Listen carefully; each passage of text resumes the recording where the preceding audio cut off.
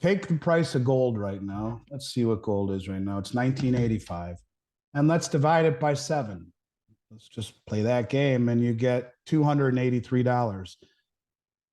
Keith Neumeyer, the CEO of First Majestic Silver, is telling the world that what it is coming out of the ground at is a ratio of 7-to-1 globally. And I've been thinking about things for a long time. I couldn't understand why these banks would hold down the price of silver, but it sure makes a hell of a lot of sense. And his whole thesis was that there's more silver needed in this stuff than they're letting on.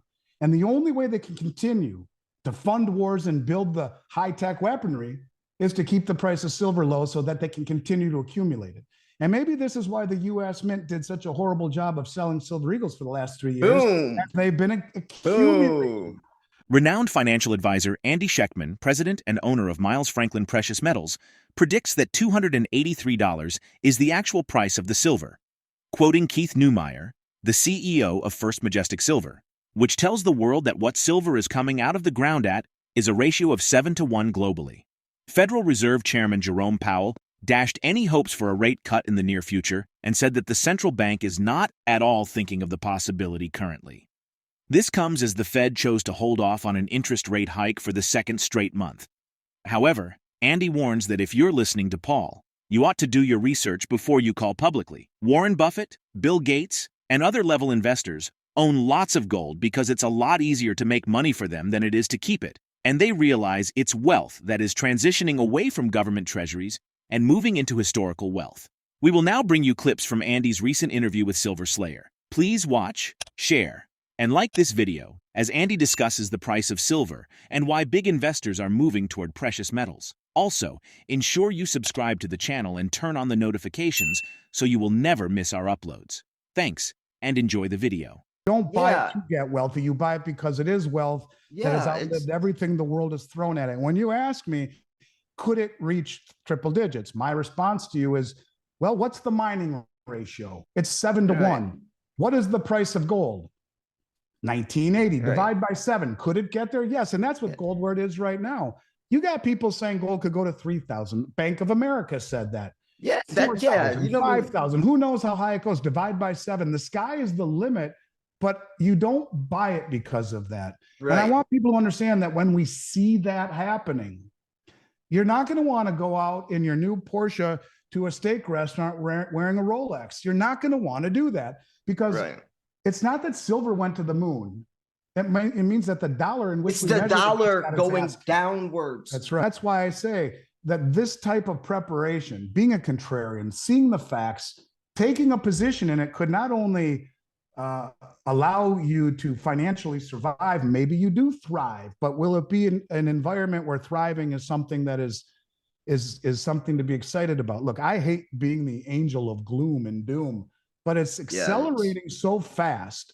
The things that we talk about are accelerating so fast that if you don't give credibility to a portion of it, which is rooted in mathematics and economics and logic, and you can see these things happening, even if you believe only 10% of what I am saying, if you do not prepare for what is coming, you're in big trouble. And when you see the biggest, most well-influential, well-funded, well-informed traders on the globe buying more gold over the last couple of years than any time in history, if you think that's inconsequential, well, then I guess you should follow Paul. I think that those level investors own lots of gold because it's a lot easier to make money for them than it is to keep it. And they realize it's wealth that is transitioning away from government treasuries and moving into historical wealth. I think that the people who understand the dynamics behind silver, and maybe it's these same people, they buy copious amounts of it.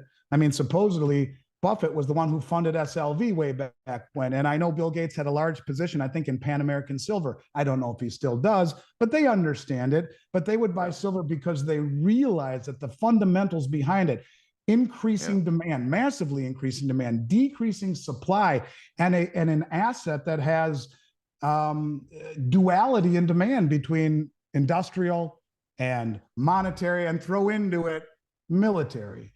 And, you know, those three demand sources are one of the things that makes silver unique, where most things like gold is primarily monetary, a little bit industrial, copper, primarily industrial, a little bit monetary. But silver is monetary, is industrial, and if you believe what the pickaxe said, which I think there's more truth in it than not, has a big role in the military industrial complex. Yeah.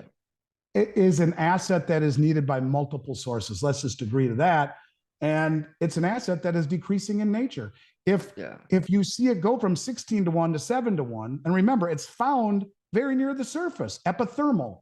Of all of the silver that came to market last year, roughly 1 billion ounces, 65% of it came from recycling and byproduct of, hey, we're mining for tin. Hey, look, there's some silver. Only 35% comes from companies like First Majestic, Keith Neumeyer, who find it. Gold prices held steady on Thursday, buoyed by retreating U.S. dollar and Treasury yields on raised bets that the Federal Reserve may be done raising interest rates, while investors awaited U.S. non-farm payrolls data for further cues. Andy Schectman's biggest concern is that every country on the planet for 50 years has stockpiled dollars to buy oil. So what happens if OPEC says thanks for everything, but we've gone a different direction now? Every country decides to immediately dump dollars in favor of other currencies or commodities at the same time. Most of the world is shedding treasuries, and you think it, not if you think of a historical perspective. The act of owning government debt or treasuries as a form of savings is a relatively new phenomenon. Let's get back to the interview. I think ultimately this will have a major impact on the dollar, first and foremost, and on the cost of energy. But when you talk about the value of, let's talk about gold for 1 second. And because unfortunately, I should have really figured it out in silver, but in gold, just last week, it reached all-time highs in the second and third largest economies in the world, in China and Japan. It's reached all-time highs in most currencies around the globe in the respect that it is the strength and the unjustified inordinate strength of the dollar, the cleanest shirt in the dirty laundry basket, that has blurred what gold and silver's real effects are. Every country on the planet for 50 years has stockpiled dollars to buy oil. So what happens, just what happens if OPEC says, thanks for everything, but we've gone a different direction now? And every country decides to immediately dump dollars in favor of other currencies or commodities. At the same time, most of the world is shedding treasuries. And when you think about it, it is not if you think of a historical perspective, the act of owning government debt or treasuries as a form of savings is a relatively new phenomena.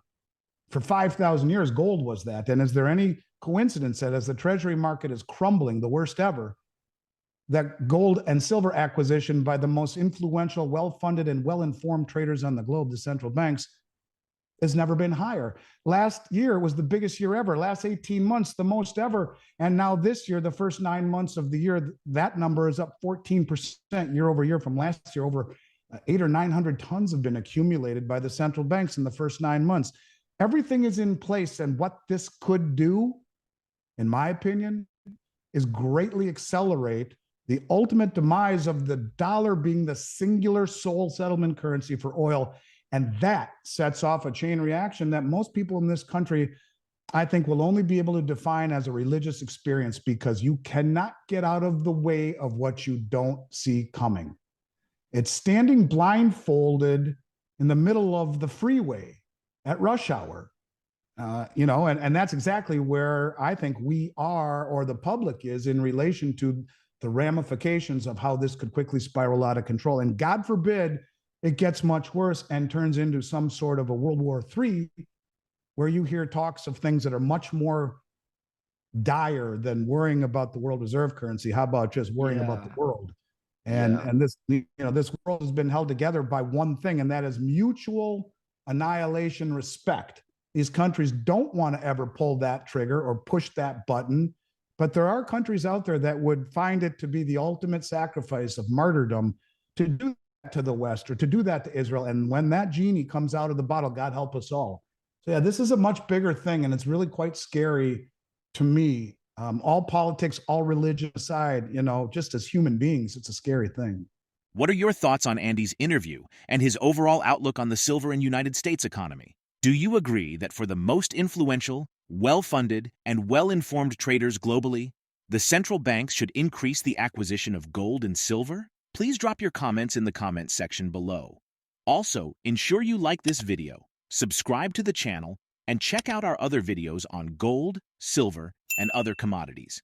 Thanks for watching.